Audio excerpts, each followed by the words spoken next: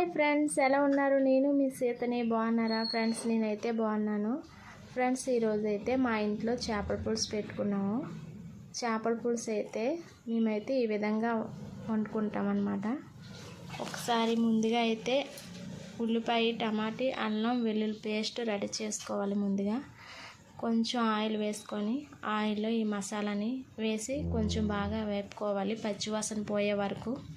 తర్వాత పసుపు, ఉప్పు, కారం అన్నీ వేసుకొని కొంచెం వేగనివ్వాలి. కొంచెం వేగనిచ్చాక చేపలు అయితే వేసుకొని తగినంత పులుపు అయితే వేసుకోవాలి. ఇంకా పచ్చిమిర్చి నిలువుగా కోసి వేసుకోవాలి.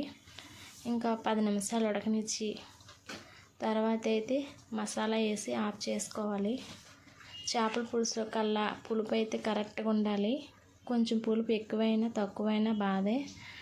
చేపల పులుసుకి కరెక్ట్గా ఉండాలి. ఇంక పులుసు అయితే రెడీ అయిపోయింది.